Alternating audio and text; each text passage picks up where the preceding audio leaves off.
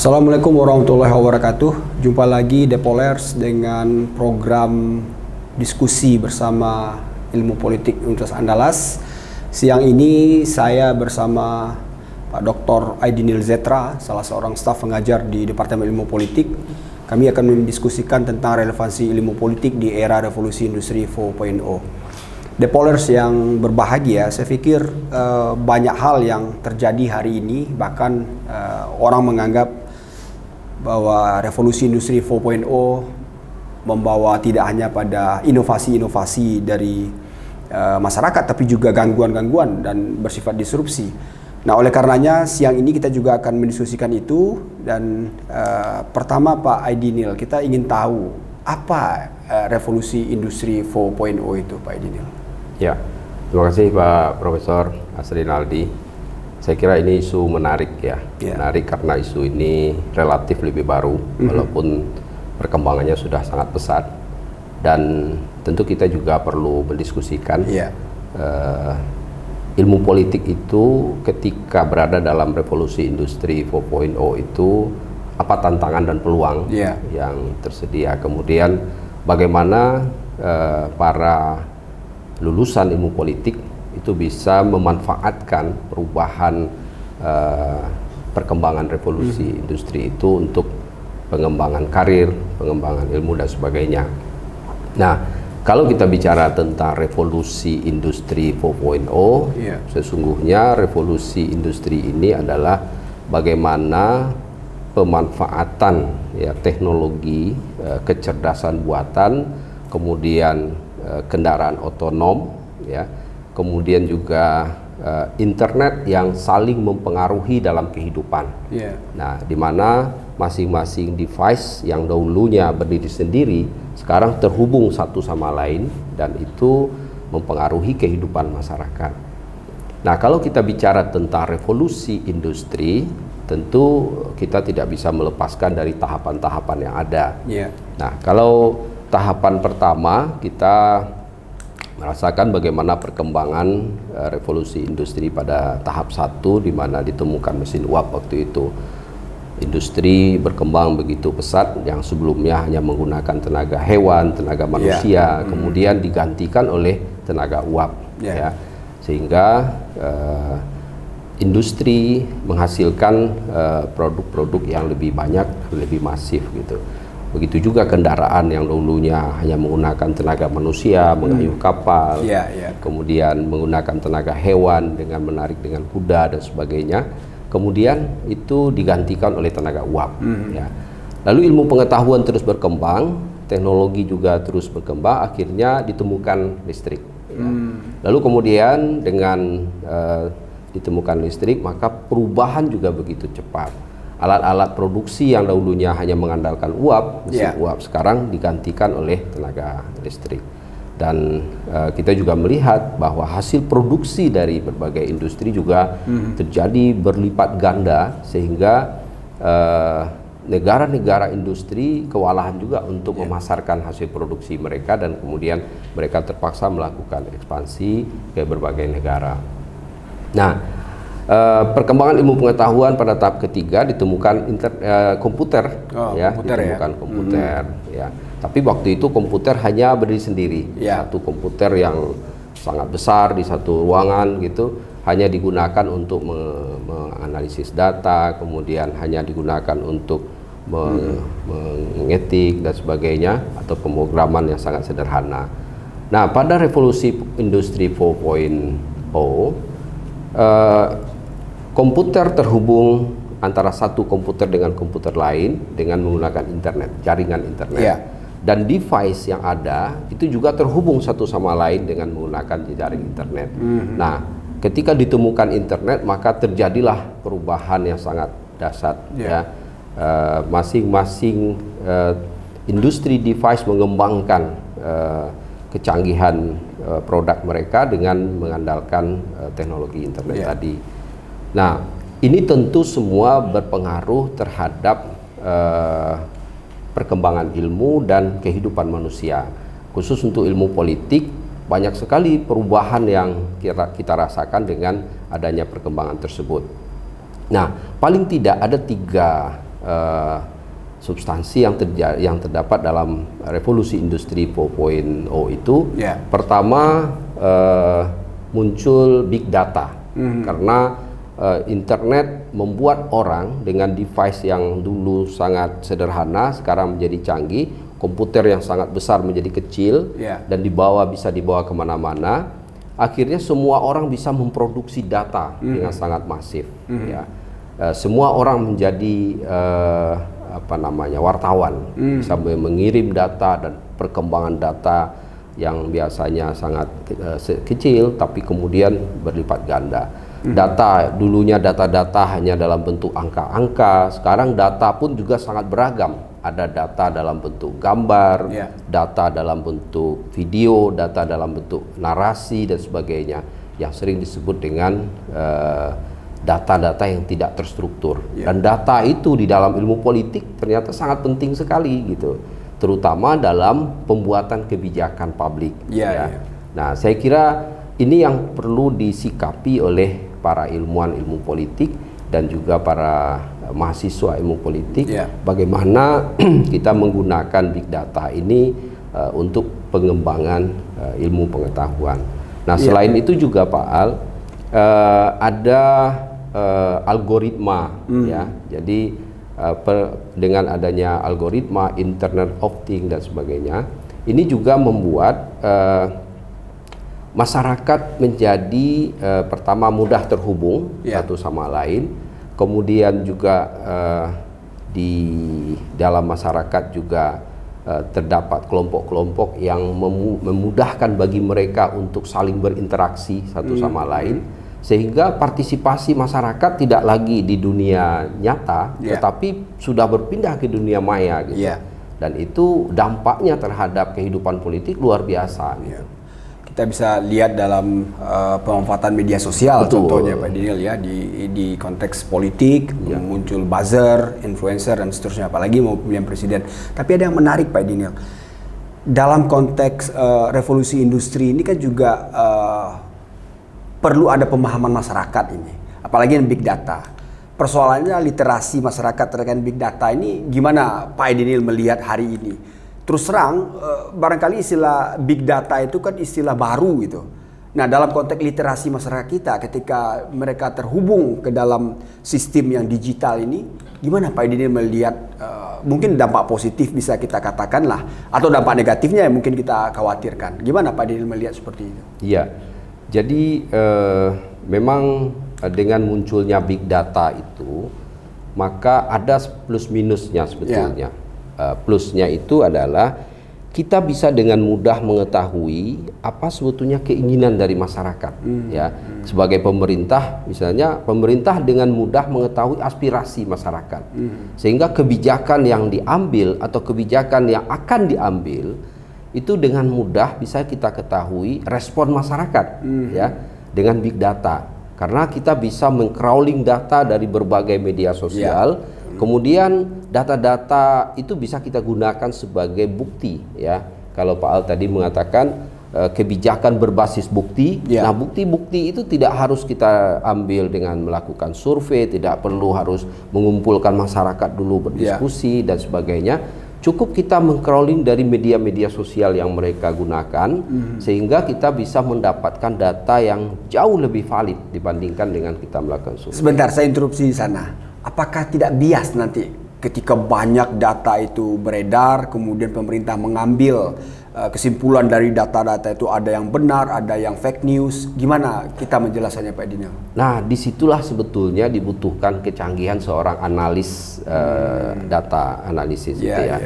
Seorang analis data mesti kritis melihat mana data-data yang murni itu dari netizen, masyarakat, mana data-data yang diproduksi oleh robot. Jadi kalau kita lihat kecanggihan pengguna media sosial hari ini, satu orang itu bisa memainkan sampai 4 juta akun sekaligus, dan akun-akun itu sering disebut dengan akun robot. Dan itu juga ikut mempengaruhi opini publik dengan isu-isu tertentu. Nah, oleh sebab itu, sebelum kita menganalisis data besar itu, kita harus filter dulu mana ini data yang murni dari netizen, dari masyarakat, mana data-data yang diproduksi oleh robot-robot, ya, atau katakanlah ini dari buzzer dan sebagainya. Nah, seorang analis yang canggih dia mempunyai kemampuan untuk memfilter itu. Setelah itu baru dilakukan analisis dan dimanfaatkan data itu untuk keperluan kebijakan. Ya, dalam konteks ilmu politik hari ini, kita kan tahu kita mau pemilu, kemudian ilmu politik pun dilirik ya bahwa dia bisa dijadikan sebagai basis untuk melihat fenomena politik hari ini. Nah, ilmu politik sendiri apa betul butuh big data, Pak Aidinil? Sangat butuh saya kira, Pak Asri Hadi. Selama ini kalau kita melakukan survei politik, kita harus turun lapangan, mengumpulkan sampai 400 responden dengan dana yang sangat besar, tapi kadang-kadang waktunya juga sangat mepet, sehingga kita buru-buru untuk mengumpulkan data. Kalau kebijakan diambil, seorang analis kebijakan dalam ilmu politik harus melakukan konsultasi publik berkali-kali dengan kelompok-kelompok dan forum-forum kota, forum rakyat dan sebagainya. Itu membutuhkan dana yang sangat besar, butuhkan waktu yang sangat lama dan energi yang sangat besar. Tapi dengan menggunakan big data, kita bisa memanfaatkan informasi yang telah tersedia di berbagai media sosial mereka.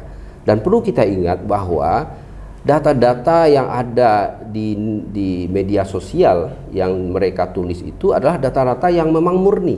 Ya, kadang-kadang kita sebelumnya merasa tidak paham tentang apa sebetulnya yang kita inginkan terhadap pemerintah, apa yang kita inginkan dalam kehidupan kita. Tapi melalui big data, kita analisis media-media sosial masyarakat itu, kita akan tahu apa sebetulnya yang mereka inginkan terhadap kebijakan dan apa yang mereka harapkan terhadap pemerintah gitu. Nah, jadi hampir tidak ada ya, kalau kita filter dengan baik, hampir tidak ada distorsi. Ya, nah kalau dalam dunia nyata kan banyak sekali distorsinya.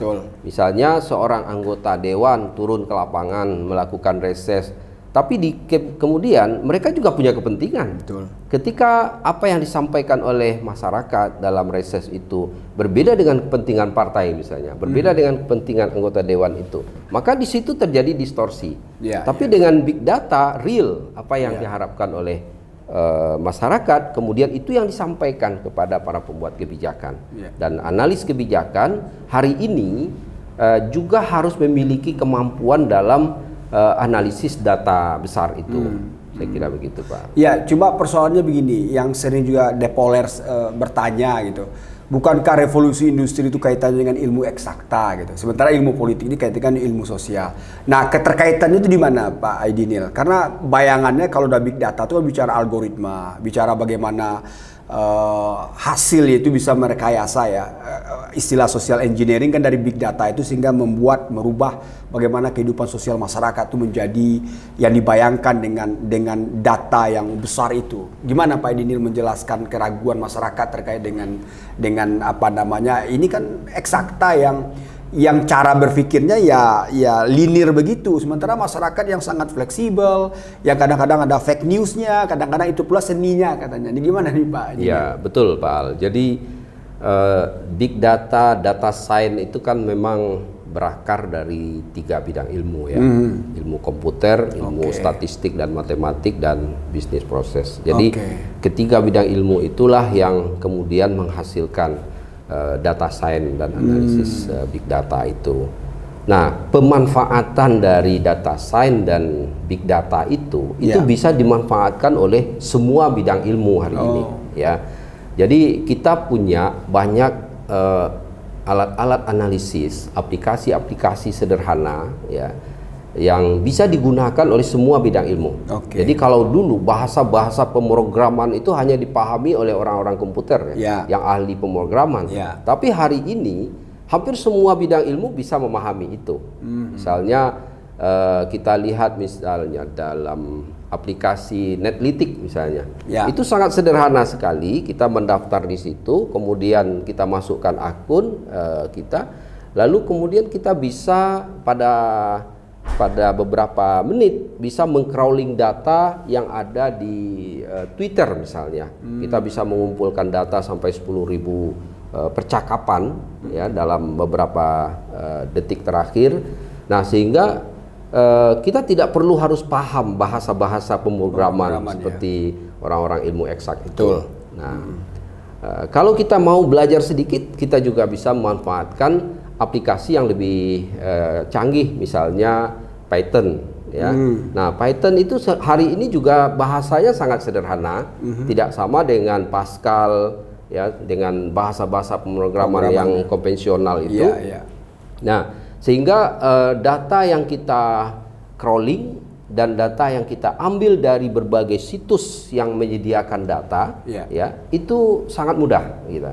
Nah, sehingga itu saya katakan, ketika kita melakukan penelitian hari ini, kita tidak perlu lagi harus repot-repot melakukan survei, ya. Cukup dengan meng-crawling dan men-scraping data yang ada di berbagai situs, ya. Misalnya kita mau melakukan penelitian ke KPU, ya, tentang hasil pemilu, lalu kita analisis hasil pemilu itu. Lah, kita bisa scraping data-data yang ada di situs KPU. Banyak tabel-tabel yang berisi data sampai jutaan data, itu kita tinggal crawling, dan itu adalah kebutuhan dari para peneliti ilmu politik.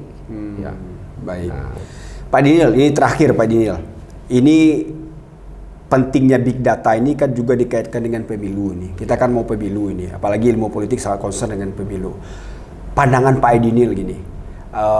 Apakah big data ini memang menjadi sesuatu yang strategis bagi calon nanti atau kandidat baik presiden maupun legislatif, ya, memanfaatkan big data ini untuk menyusun strategi, dan seperti apa Pak Dinil? Karena 2024 sudah menjelang, dan saya yakin cara-cara orang berpolitik tidak lagi cara-cara konvensional dan tradisional, mungkin cara modern menggunakan big data ini. Nah, gimana Pak Dinil membayangkan ini ternyata ilmu politik juga relevan dengan big data ini?